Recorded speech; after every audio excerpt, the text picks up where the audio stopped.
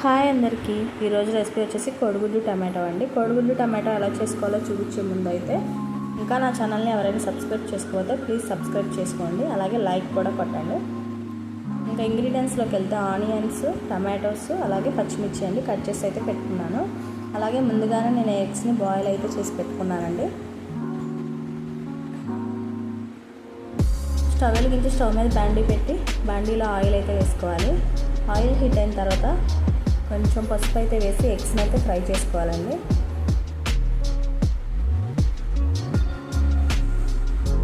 Eggs fry చేసేటప్పుడు ఆయిల్లో పసుపు వేయడం వల్ల మనకి ఎగ్స్ అనేవి అంటుకోకుండా వస్తాయండి, చక్కగా ఫ్రై అవుతాయి కూడా.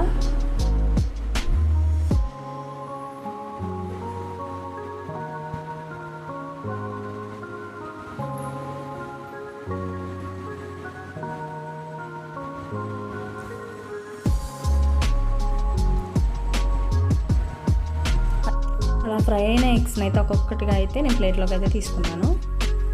అదే ఆయిల్లో పోపు కోసం అయితే ఆవాలు, జీలకర్ర అయితే వేసి ఫ్రై చేసుకోవాలి.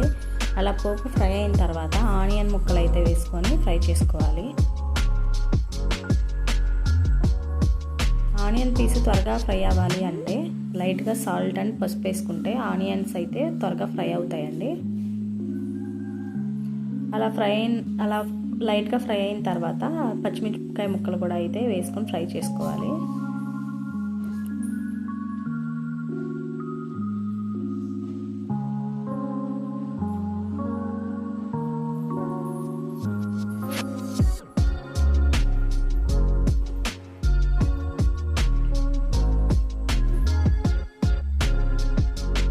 అలాగే నేనైతే పోపులో అయితే కరివేపాకు వేసుకోలేదు కదా, కరివేపాకు అనేది ఆనియన్ ఫ్రై అయిన తర్వాత వేసుకోవడం వల్ల ఆ కరివేపాకు ఫ్లేవర్ అనేది కర్రీకి అయితే బాగా పడుతుందండి.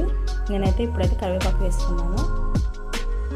కరివేపాకు వేసుకొని కొంచెం సేపు అయితే ఫ్రై చేసుకోవాలి. ఆనియన్ పీసెస్ లైట్ బ్రౌన్ కలర్లోకి అయితే రావాలండి, అలా అయితే ఫ్రై చేసుకోవాలి. అలా ఫ్రై చేసుకున్న తర్వాత నేనైతే టమాటా పీసెస్ని మిక్సీ అయితే చేసుకున్నాను. ఎందుకంటే గ్రేవీ కన్సిస్టెన్సీ అయితే చాలా బాగా ఉంటుంది. ముక్కల కన్నా కూడా ఇలా గ్రేవీలా అయితే మిక్సీ చేసుకొని వేసుకుంటే పేస్ట్ లాగా అయితే చాలా గ్రేవీ అనేది వస్తుందండి. అందుకే నేనైతే మిక్సీ అయితే చేసుకున్నాను. అలా మిక్సీ చేసుకున్న టమాటా పేస్ట్ అయితే వేసుకొని ఒకసారి కలుపుకొని మూత అయితే పెట్టుకొని సిమ్లో మగ్గించుకోవాలి. మనం టమాటా పేస్ట్ని మగ్గించుకునేటప్పుడు అయితే ఆయిల్ అయితే ఇలా పైకి అయితే తేలాలండి. అలా తేలితే టమాటా ప్యూరీ అనేది చక్కగా మగ్గినట్టు. అలాగే సిమ్లో పెట్టి మగ్గించుకుంటూ దగ్గరికి అయితే రానివ్వాలి గ్రేవీ అంతా. అలా దగ్గరికి వచ్చిన గ్రేవీలో అయితే టేస్ట్కి తగినంత సాల్టు, అలాగే కారం అయితే వేసుకొని అయితే కలుపుకోవాలి. కొంచెం పసుపు కూడా వేసుకొని కలుపుకోవాలి.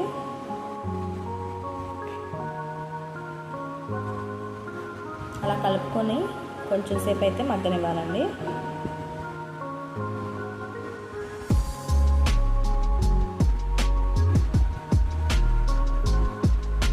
అలా ఫ్రై అయిన టమాటా ప్యూరీలోకి అయితే మనకి గ్రేవీకి తగినన్ని వాటర్ అయితే యాడ్ చేసుకోవాలి. అలా యాడ్ చేసుకొని ఒకసారి అయితే కలుపుకొని మూత పెట్టి అయితే సిమ్లో పెట్టి ఉడికించుకోవాలి.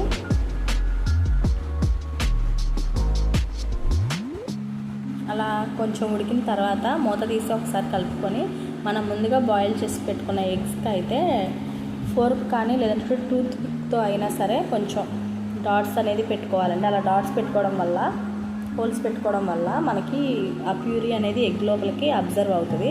అలా పెట్టి వేసుకొని కర్రీలో అయితే వేసుకోవాలి. వేసుకున్న తర్వాత కొంచెం సేపు అయితే మూత పెట్టి మగ్గించుకోవాలండి. అంతే అండి. ఇష్టమైతే కొంచెం ధనియాల పౌడర్ కూడా యాడ్ చేసుకోవాలి ఈ టైంలోనే.